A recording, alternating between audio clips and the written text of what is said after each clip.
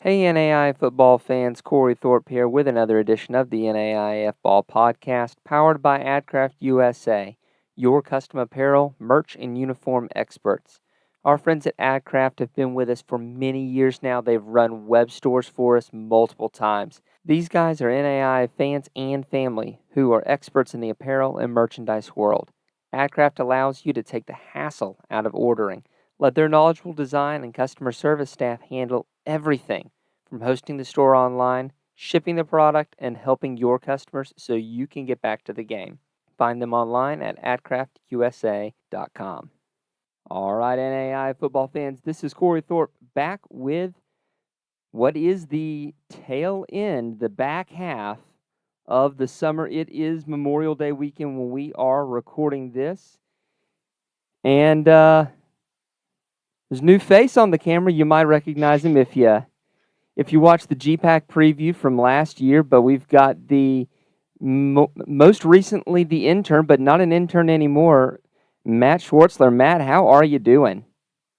I'm doing well, Corey. Doing well. Happy to be here, Absolutely, my man has graduated from Dakota Wesleyan, is now living in Portland, and has said, "Yeah, I'll keep working with you. That's perfectly fine." So as John Cooper is, he'll be back every so often, but he's got head coaching duties to undergo now. So we'll be bringing in Matt here a lot more often this season as we get going.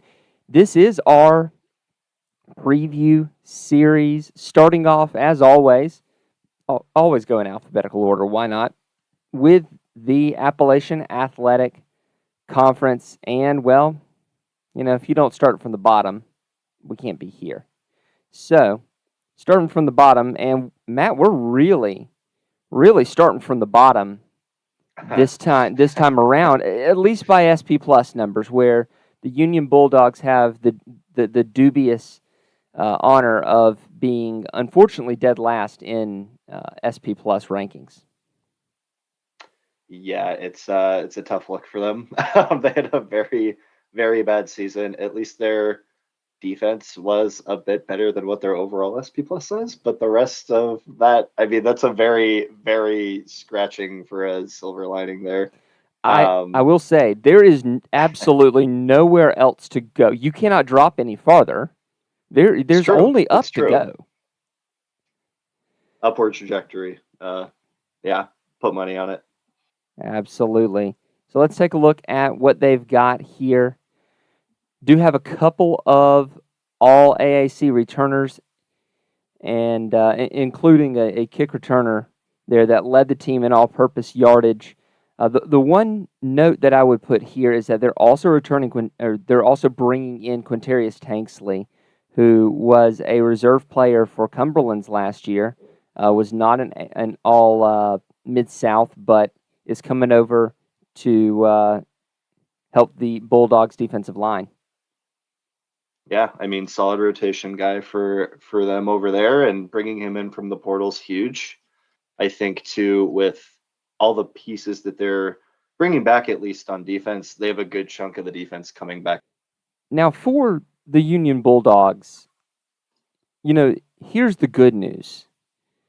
You do return basically all of your offense. You're returning your quarterbacks, your running backs, your wide receivers. Unfortunately, they don't give stats for offensive linemen in Presto, so it's real hard to know about the offensive line. But as far as the skill players go, you're bringing them all back, and you do bring back half of that defense. You just got to make sure that you've got a way to get better in this division, and it's real easy to do because as we'll see, there are three teams in this conference that are no 4 teams in this conference that are 80th or worse in the SP Plus rankings.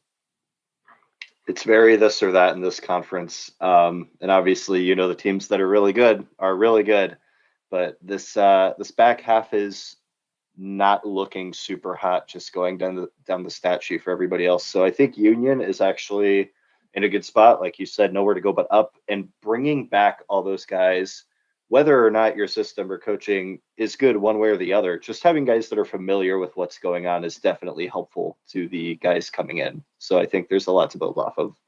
Next up for our preview here is one of the most Dr. Jekyll and Mr. Hyde teams, one of the largest splits that I've ever seen in SP Plus on sides of the ball, and that's St. Andrews, who has the 13th ranked offense and the 98th ranked defense. Yeah, giving up 7 1/3 yards per play is going to do that for you. Yeah, this is like, I don't even know what to equate this to. It's just complete. It's crazy. Like having the worst. Like it is whatever you think of Pac-12 football on steroids. Like this is just the culmination of all that. Obviously, with the guys they have returning, they have a really good alignment and Marvin Farmer coming back. They have wide receiver Oronson Cook. I think I'm saying that correctly. Who was over 500 yards for them. Good stats there, and two staple guys on the defense in Austin Hunt and Monty Williams at linebacker there for them. So a lot of good pieces for them retaining. That offense, I think, will stay super high powered. That's the hope, anyways, because it's the best part of their team to build off of, with maybe some experience coming back on defense to at least get something going there. The problem's going to be for St. Andrews is that you do lose your quarterback and your running backs. You do have your wide receivers that are supposed to be coming back, but it is it's a little slim pickings there on the offense. Let's see if I can see if they've posted a schedule yet for next season. No, they have not. But that's going to be the big deal is, can you get over the hump losing Dennis Leggett at running back, losing your quarterback there. They do feel like from their coaching staff has told us that they definitely feel like they're rebuilding on all three phases of the game. Their entire starting defensive line graduated as well. And that's going to be tough. But when you're 98th overall defensively, it could be better. And as a complete aside here, for those who are watching the YouTube stream, the asterisks next to the names indicate a first team all-conference selection as compared to a second team with no asterisk. When we're going through this, we're not worried about honorable mention. We're just going first and second team on there. But first team, you'll note that by the asterisk there. So yeah, we see you only return a few on offense, including Aronson Cook. But you do return a majority of that defense, and we'll see what they can do there with that.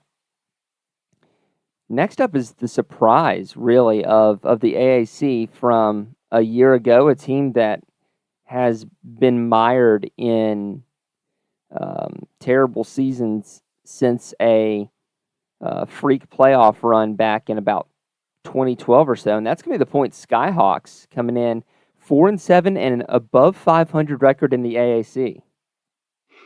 That just kills me. It's so funny seeing some of these numbers. Offensively was definitely the weak side of their game last year. They were 96th in SP Plus with 4.93 yards per play. Their defense looked a lot more stout, 62nd, which is respectable. Definitely had some positive things going for them, but couldn't quite get over the hump last year into that upper category of the conference. I mean, Coach Trevor Ziders is a defensive coach.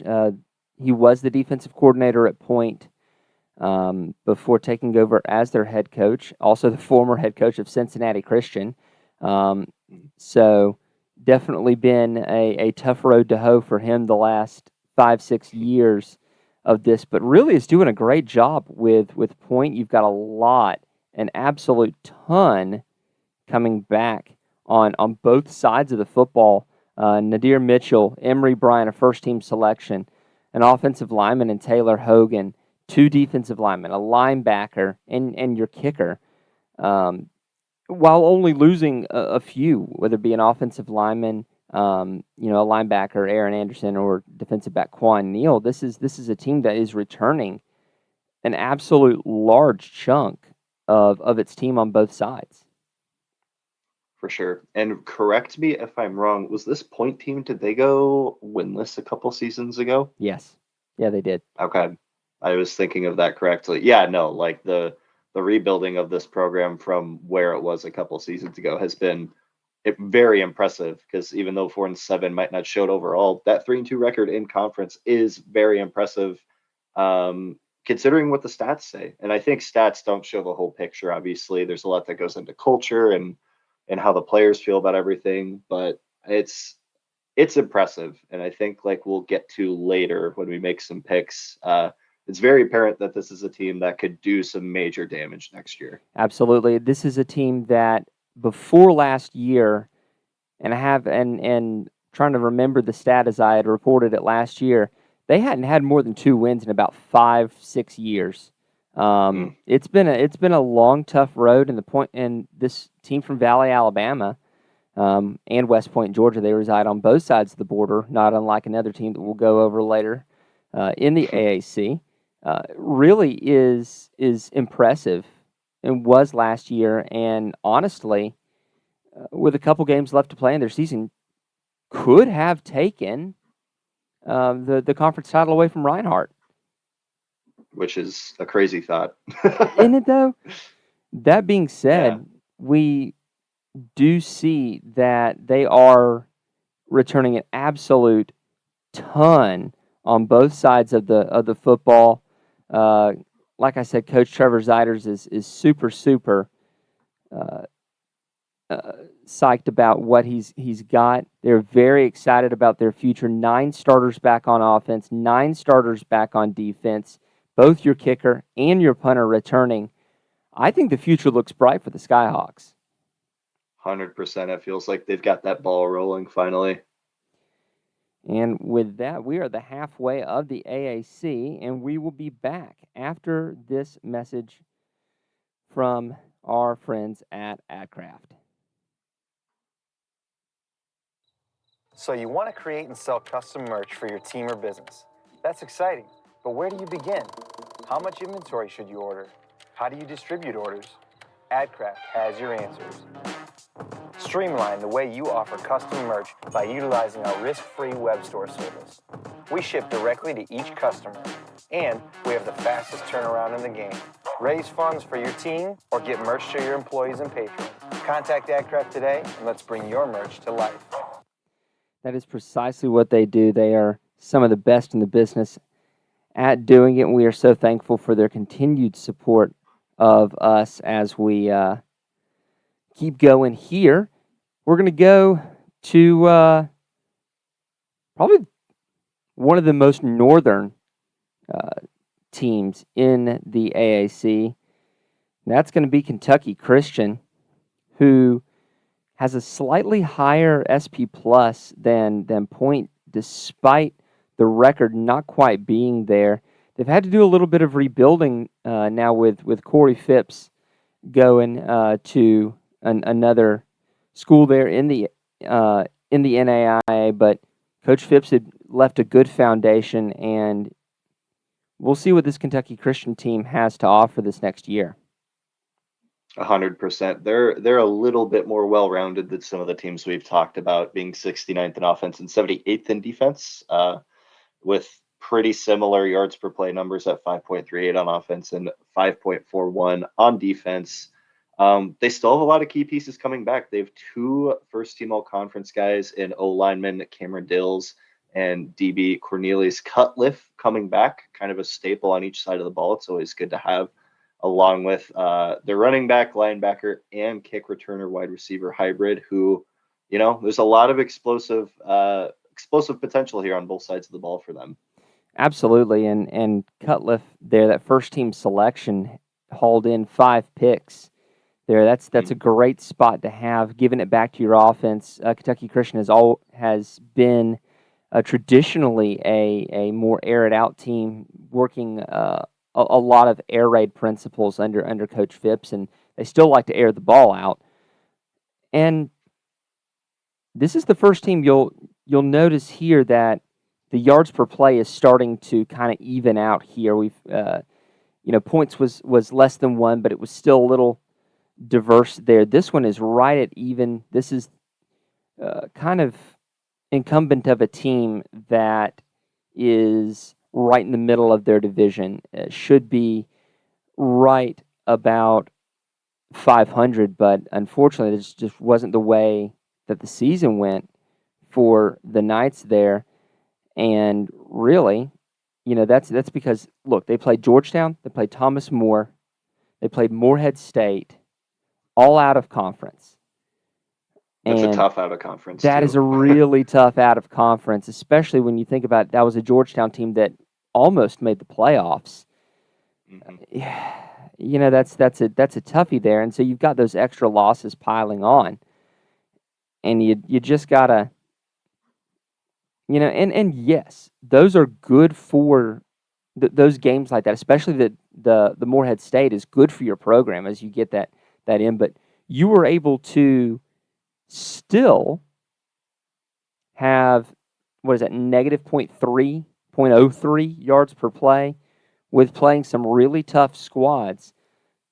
Really, the future could be bright for this Kentucky Christian team with only one All-AAC second-teamer leaving here and a lot of returners, whether that be... A lot of returners. Yeah. You got your quarterback back. You've got most of your running backs back. You've got most of your wide receivers back. And basically, you return all your defense. And we could be seeing some fun happening in Grayson.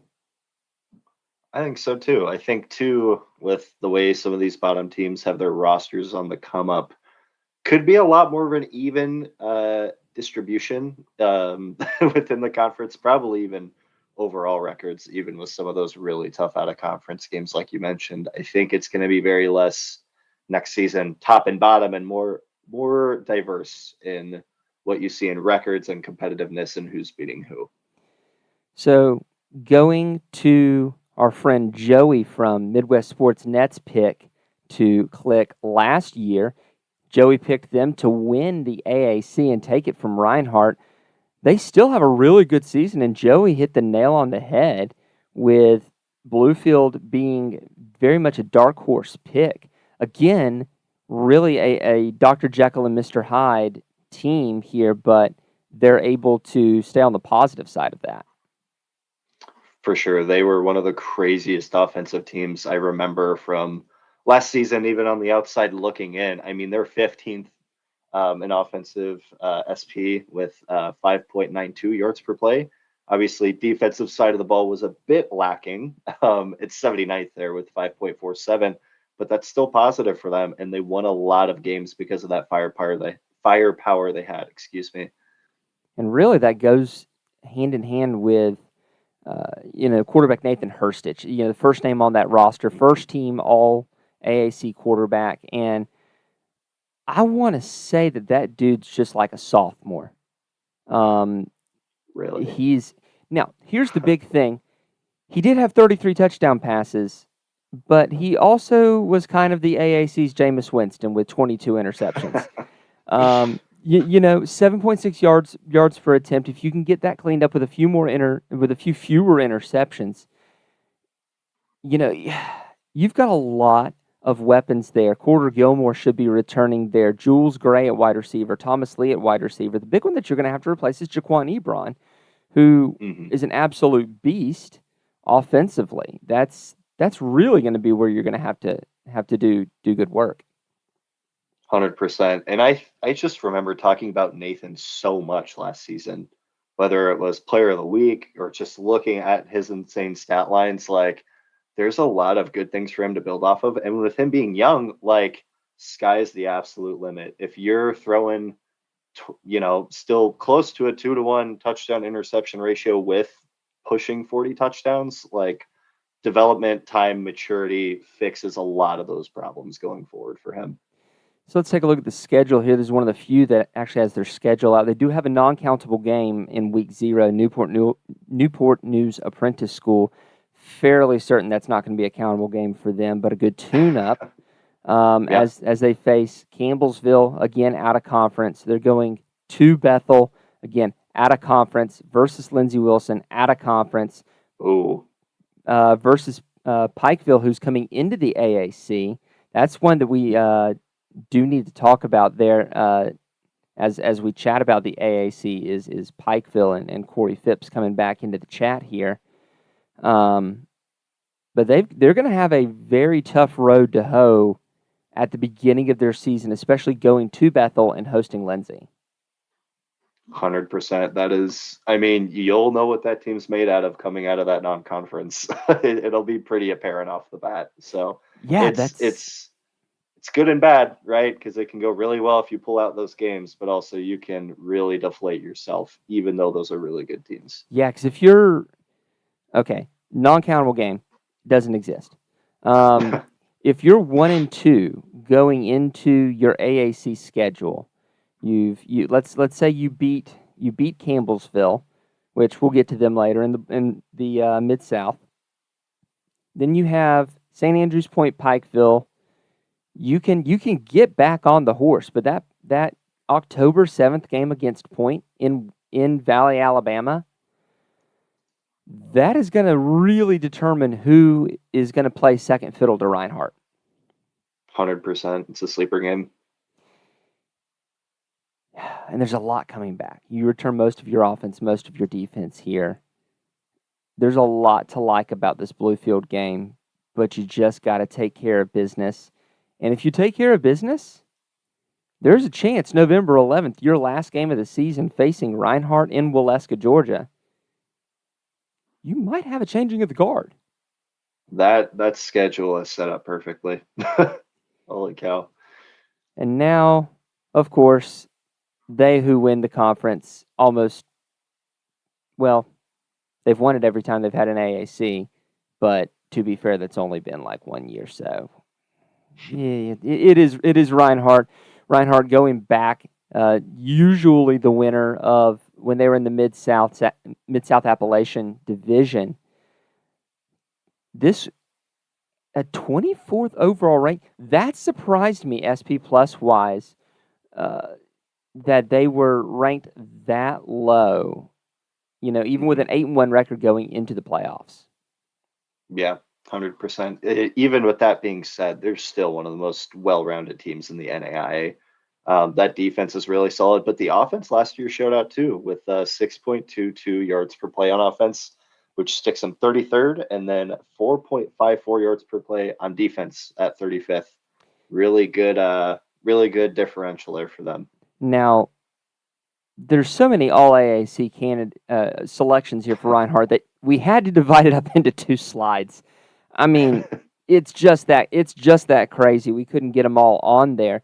But returning, you have 2 really good running backs, including Lewis Morris, who was a kind of an all-purpose guy for you, whether it be at running back where he had 99 yards, or out of the or catching the ball where he had about 200. Also big in the return game. Tyrese McKee was good. Navari Solomon, I've seen him in person. He is a very, very good wide receiver. And that no-fly zone in the back with Neil Hallam and Whitlock, that's a whale of a defense returning. Yeah, I feel like we just always talk about these REINHART defenses. That's all I usually remember coming out of this conference, most definitely.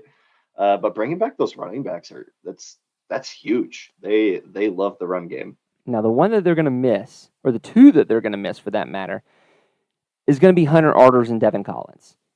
Arders was fantastic in the run game as well. And I didn't write it down. Going back and looking off the cuff, Arders only ran for 85 yards, but a year before that, he was, I believe, their leading rusher. But definitely someone who could extend plays. Devin Collins was 1,000-yard rusher for them. So there's some pieces that they're going to miss. Kamana Stockdale and John Perry are guys that are leaving earlier than the class would typically show. Shout out to the Perrys over there. Thanks for keeping it up and sponsoring us and always being a good contributor on our YouTube channel. We do love y'all and are sad to see John leave REINHARDT, but this is a lot of people leaving. I'm just there's no bones about it. Yeah, 100%. And even then, I mean, the good part about these teams is that it's much more of a reload situation for them than a rebuild, which is the benefit of winning a lot. But, those are new guys that have to fill new roles and get comfortable with it. I think, I don't know. Okay, I'll let you continue. I'll say this when we get to our conference picks, actually. Yeah, and honestly, Arders was only about a 2-year starter for REINHARDT. So, they were putting in they're putting in a new offense. So the guy that is coming after Arders is going to have had a lot of time to really get familiar with the offense, and will have probably have been the pick of the offensive coordinator that they've brought in. You do return most of your offense, including most of your wide receivers. Really, your problem is going to be at linebacker. Along with Kenneth Lowry, you're losing a lot of your linebackers, and that's going to be a problem when you look at the rest of these schools here wanting to do well in the run game as well. You've got to find people to replace Lowry and Bryce Atchison. For sure. It'll be interesting to see who they have in reserve right now to fill those spots. Now, one thing I'm going to just point out here, and we'll be pointing this out, looking at the average, everyone always says who's the best conference, and now we kind of have a metric like SP Plus that gives us a tool. It's not a perfect tool, but it is a tool to use to compare conferences. And the average SP Plus ranking of the AAC is 73 1/3. Keep that in mind. We'll be mentioning that as we go along. One of the things that I would also like to do, but I am not a statistics nerd and can't really pull off some of the higher level statistics, is to go through and see what the standard deviation is between the teams. You can have a team like the GPAC where you've got some really, really good teams like Morningside and Northwestern, and then you've got some teams who struggle. Yeah. We'll name names. Will be nice. No, don't need to do that. And so you got a big spread.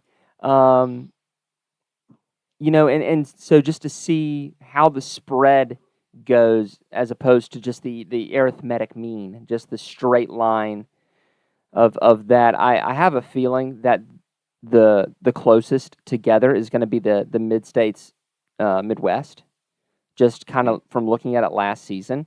I feel like the Midwest is going to be the closest together, but I would love to be able to start kind of grabbing those stats. But you aren't looking to hear me just talk about stats and standard deviations and all that numbers crap. You want picks. You want picks is what you want. We do. Don't we all? We do on this show a winner and a dark horse, and dark horse doesn't necessarily mean that we're going to pick them to win the conference, but it is going to be a team that will surprise and will outperform expectations. So, with that, I'll go first. My winner, look, until someone can knock them off, you have to go with REINHARDT. There's just too much good culture there, and they do it the right way. My dark horse, that's going to be the Point SKYHAWKS. Like what I'm seeing there out of the SKYHAWKS, like the development that I'm seeing, like the culture that they're creating, and definitely ones to keep an eye on as we go through. Got some picks from John coming remote here. He also is picking REINHARDT and Point just seeing a lot of it. Matt, I'll let you make your picks here. Yeah, no surprise here. I'll go with Reinhardt to win it again. But I will say with my dark horse pick, I think with BLUEFIELD this year, it's very much going to be 1A, 1B. Truthfully, I think that last week of the season is going to be for the conference. And I think even with the struggles that BLUEFIELD has had on defense recently, their offense is going to be so fine-tuned next year. I think you're looking at a top 5 offense in the entire NAIA with all the pieces they bring back. You have enough guys on defense returning to get it a bit more comfortable. And I think at a level where it's serviceable, you got talented guys back there. I think just got to get them another year going. And I truthfully think BLUEFIELD has a really, really good shot to actually take it. Do I think it'll happen? No, Reinhardt recently has just been way too consistent and way too stout on both sides of the ball for me to go against them. But I will say, this is what I was going to say earlier, if there is a year that Reinhardt does not have the crown and there is a changing of the guard, it is going to be this season. It's the best shot. I 100% agree with you. Anytime you have a quarterback change and you're losing a 1,000-yard rusher and you're losing some defensive pieces, especially on the line and linebacker, this could be the year that we see it. But we say that every year for a lot of teams, and Yeah. we'll just have to see. They're going to be motivated, and it's going to be fun. One way or the other, we'll see what the AAC has to offer. But we thank our patrons who offer a little bit every month to help us and keep us going here.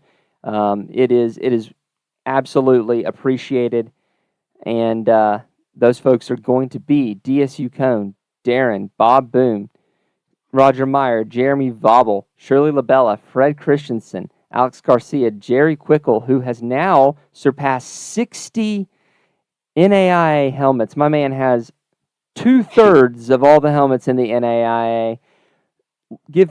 Look up Jerry Quickle. If you like helmets, you will not be you will not be unsatisfied with that. Ace Wellen, Marty Seabolt, Justin Cobb, Nick Ryan, Hayden Ferrigno, Kyle Gregory, Tyler Pierce, Justin Hoffman, Steve Speakman, Brian Shake, Julianne Shager, Nate Soapbeer, Stephen Cutler, Julie Lout, Tim Burrow, Dale Norton, and Nathan Moore. Thanks so much.